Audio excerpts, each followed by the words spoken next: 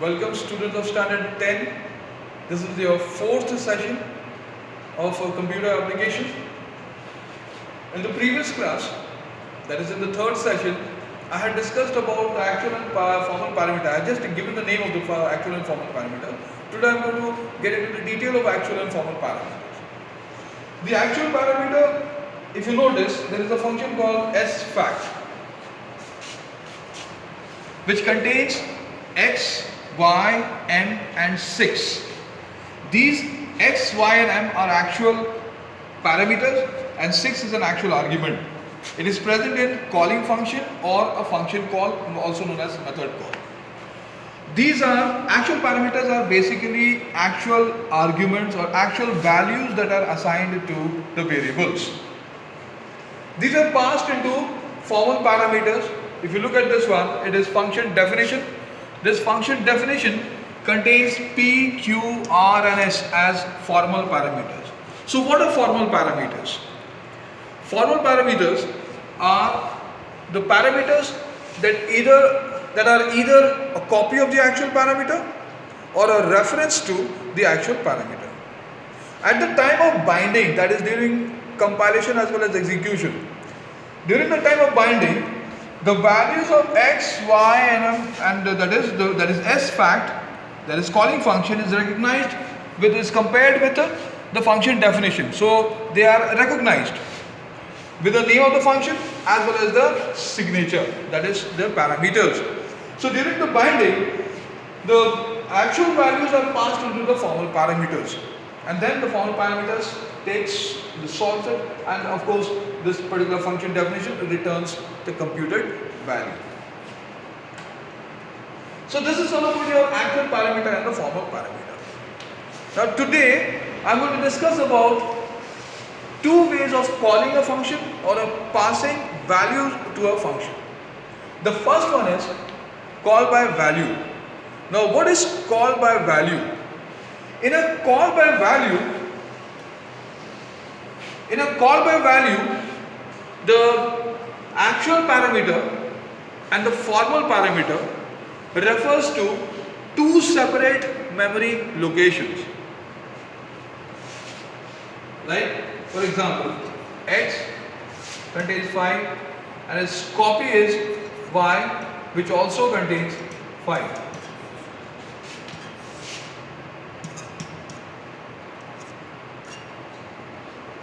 So since this is your actual parameter, this is a formal parameter. So formal parameter is a copy of actual parameter. Any change made in the formal parameter,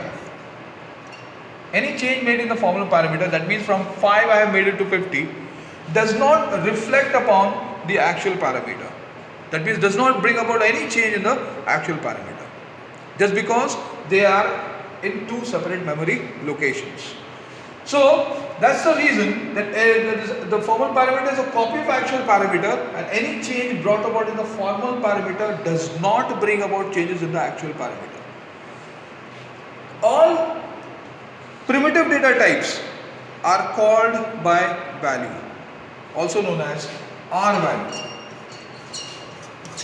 Now what is R value? It is the real or the actual value that is directly assigned to a memory location. For example, 8x equals to 5. So here 5 is directly assigned to x, and that is the meaning of R value. That means the values are directly assigned to the variables in this concept.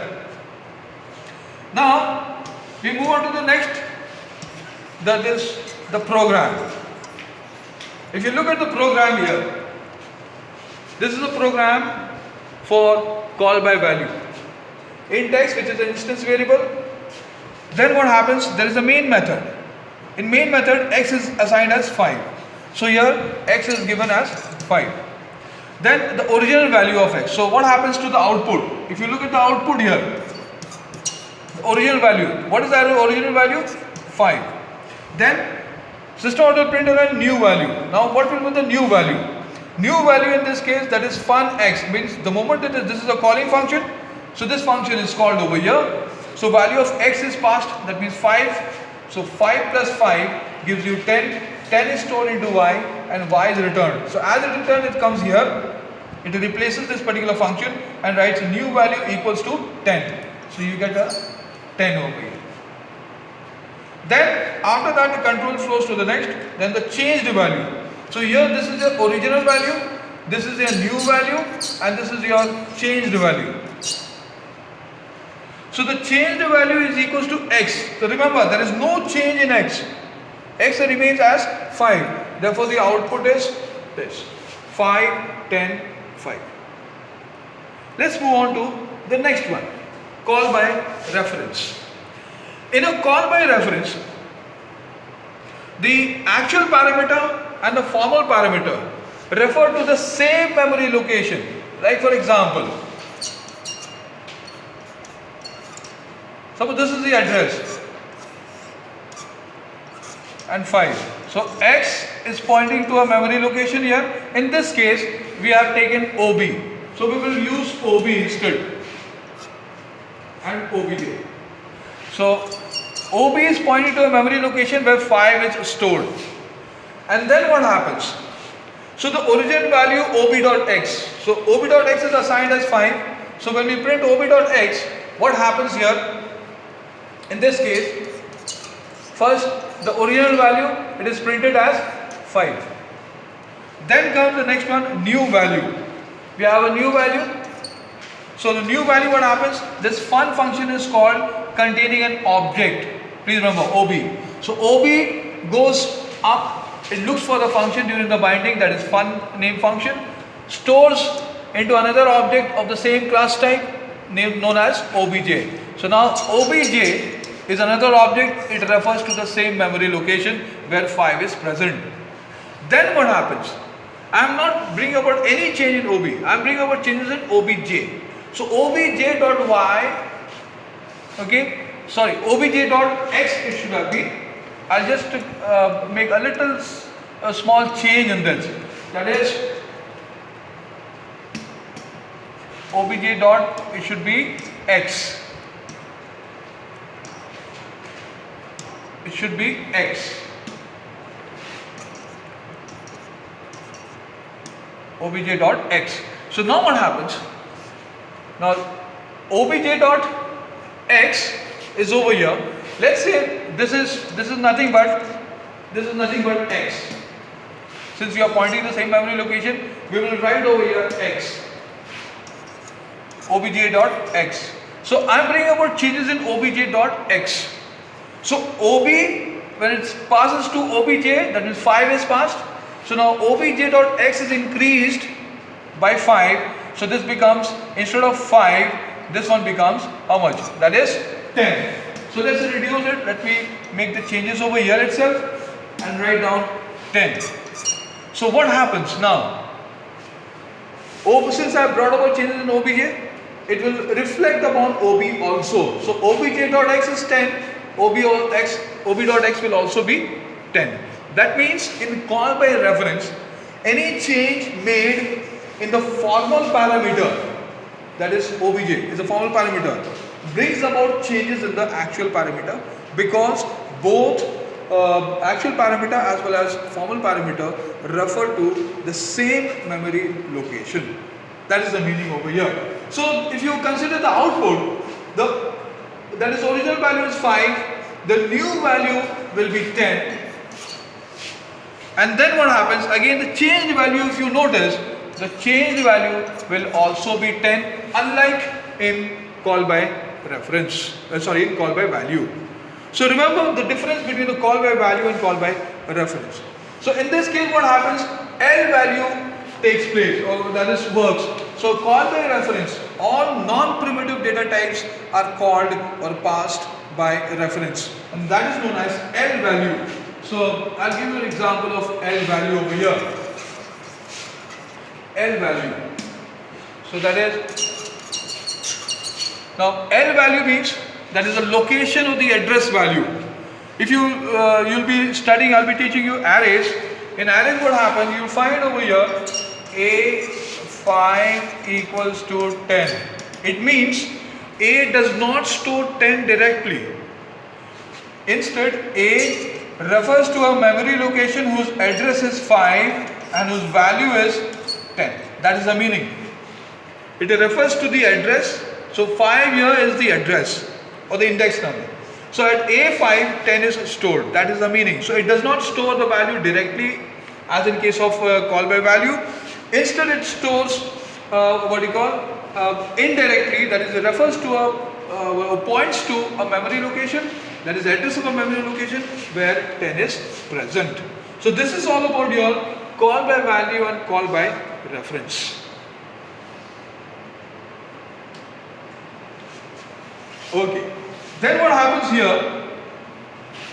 Then there are 4 ways of recognizing a function. Okay. There are 4 ways of recognizing a function. The first one is with argument. I will use argument arg as a short form, and with return rtn as a short form. Now look at this function. How you will understand in a question paper. When you get a question paper, in the question paper you will find these kind of function name. So you will understand this function name. I have written fun. That can be any name for that. So here in the course of time I will understand the name of the functions. Int fun, int x, double y. So this within the parentheses, these are called arguments, and this is called return other than void. Please remember, other than void is called a return.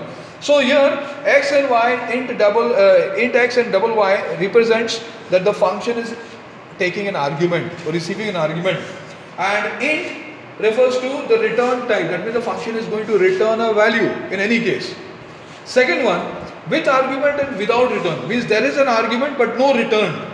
So you can easily understand if the function contains void, that means the function, it is not returning any value.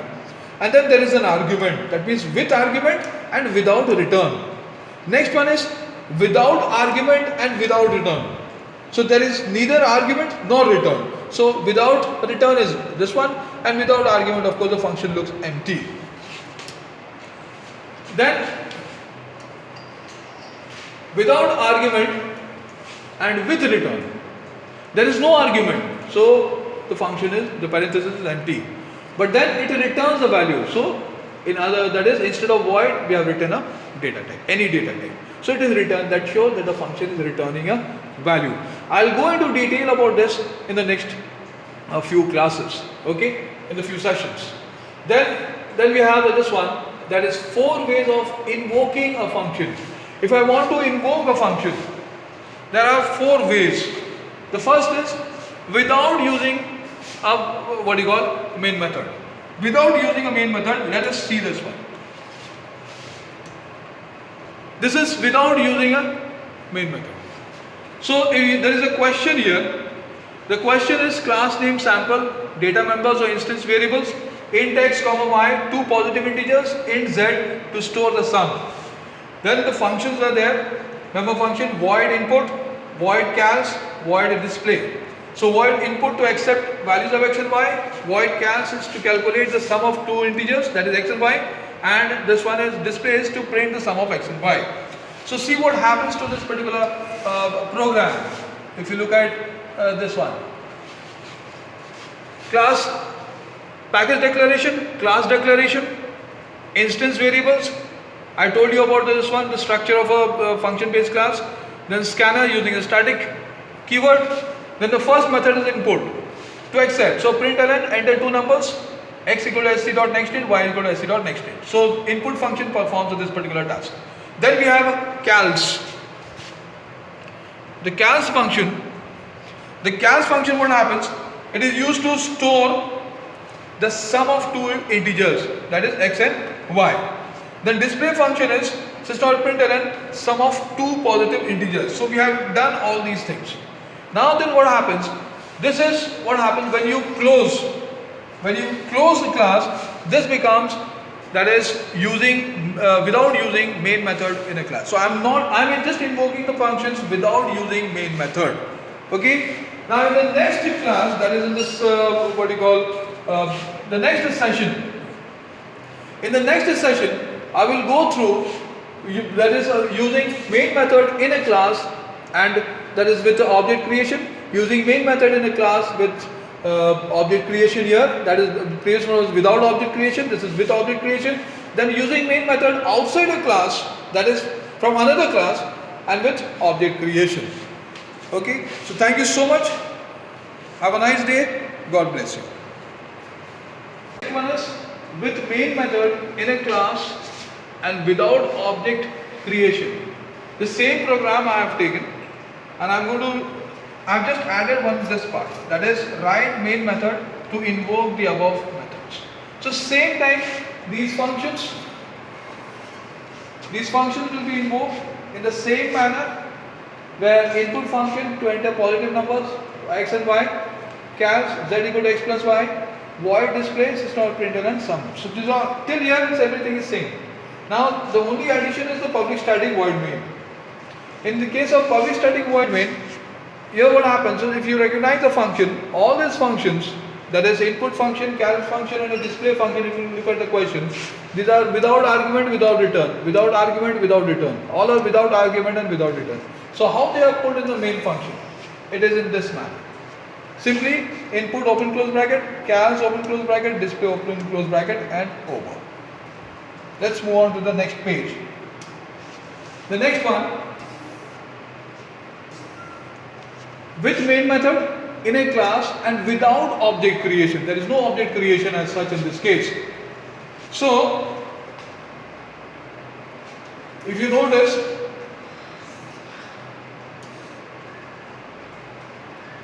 we have done the same thing.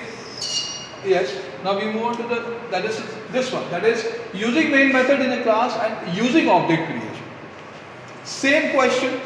There is an addition over here. That is, see how it is different from the previous one. Write main method to create object. This is what I have done. Write main method to create object and invoke the above methods. So in this case, other things will remain the same. Import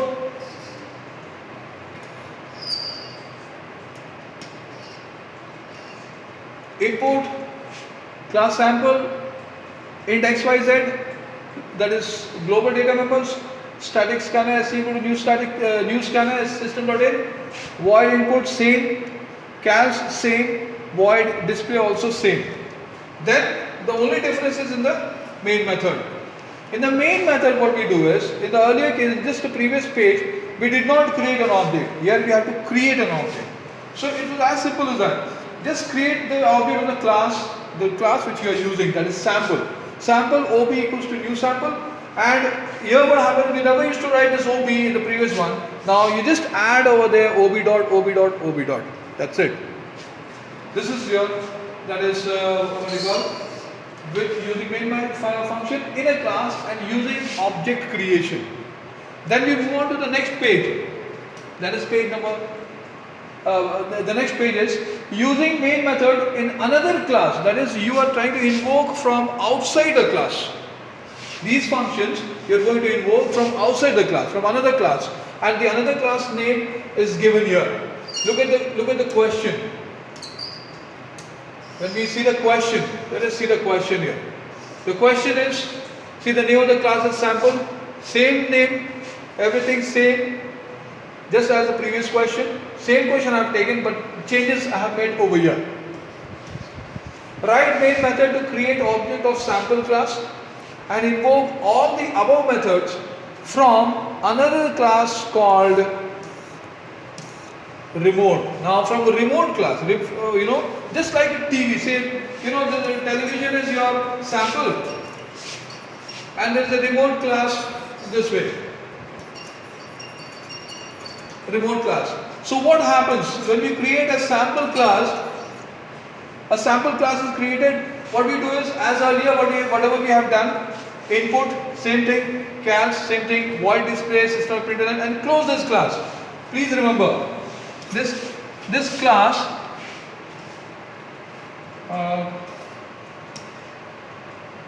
yes, we are closing this particular class. This class is end of class, sample.